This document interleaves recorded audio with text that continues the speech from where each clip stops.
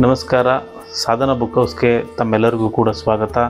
ಸ್ನೇಹಿತರೆ, ಸಾಧನಾ ಅಕಾಡೆಮಿ ವತಿಯಿಂದ ಅನೇಕ ರೀತಿಯ ಒಂದಿಷ್ಟು ವಿಚಾರಗಳನ್ನು ನಿಮ್ಮ ಮುಂದೆ ಪ್ರಸ್ತುತಪಡಿಸ್ತಾ ಇದ್ವಿ.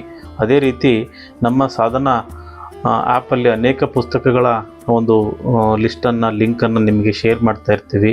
ಆ ಪುಸ್ತಕಗಳಲ್ಲಿರ್ತಕ್ಕಂಥ ಕಂಟೆಂಟ್ ಏನು, ಆ ಪುಸ್ತಕಗಳಿಂದ ನಮಗೇನು ಯೂಸ್ ಆಗುತ್ತೆ, ಅನೇಕ ರೀತಿಯ ಗೊಂದಲಗಳು ನಿಮ್ಮಲ್ಲಿದ್ದವು. ಆ ಗೊಂದಲಗಳನ್ನು ಪರಿಹರಿಸುವ ನಿಟ್ಟಿನಲ್ಲಿ ಈ ಸಾಧನಾ ಅಕಾಡೆಮಿ ಈ ಬುಕ್ ಹೌಸ್ ಯೂಟ್ಯೂಬ್ ಚಾನಲ್ಲು ನಿಮಗೆ ಅನೇಕ ರೀತಿಯಲ್ಲಿ ಆ ಗೊಂದಲಗಳನ್ನು ಪರಿಹರಿಸುವ ಕೆಲಸವನ್ನು ಮಾಡ್ತಾ ಇದೆ.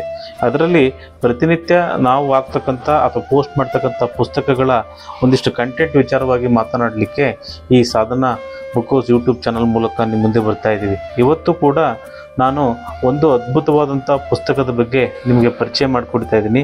ಆ ಪುಸ್ತಕದ ಹೆಸರು ಅಟಾಮಿಕ್ ಹ್ಯಾಬಿಟ್ಸ್ ಅಂತಂದೇಳಿ.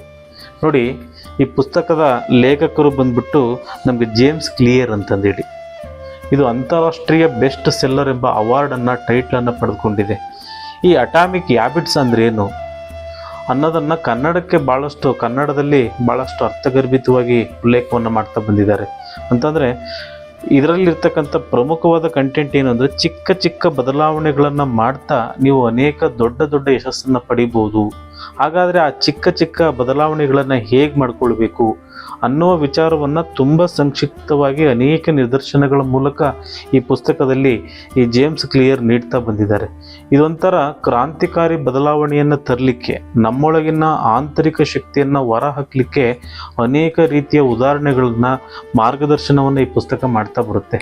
ಸ್ನೇಹಿತರೆ, ಈ ಪುಸ್ತಕದಲ್ಲಿ ಉತ್ತಮ ಅಭ್ಯಾಸಗಳನ್ನು ಹೇಗೆ ವಿಕಸನ ಮಾಡಬೇಕು, ಕೆಟ್ಟ ಅಭ್ಯಾಸಗಳನ್ನು ಹೇಗೆ ಬಿಡಬೇಕು, ಕೆಟ್ಟ ಅಭ್ಯಾಸಗಳನ್ನು ಬಿಡುವುದರಿಂದ ಆಗುವ ಪ್ರಯೋಜನಗಳೇನು, ಈ ರೀತಿಯ ಒಂದಿಷ್ಟು ಕ್ರಾಂತಿಕಾರಿಕ ಬದಲಾವಣೆಗಳನ್ನು ಕುರಿತು ಈ ಪುಸ್ತಕ ಹೇಳ್ತಾ ಬರುತ್ತೆ. ಫಾರ್ ಎಕ್ಸಾಂಪಲ್, ಈ ಪುಸ್ತಕದಲ್ಲಿ ಚಿಕ್ಕ ಚಿಕ್ಕ ಬದಲಾವಣೆಗಳನ್ನು ಹೇಗೆ ಮಾಡಬೇಕು, ಹೇಗೆ ಮಾಡ್ಕೊಳ್ಬೇಕು ಅನ್ನುವ ಮೋಟಿವೇಶನ್ ಚೆನ್ನಾಗಿ ಮಾಡುತ್ತೆ.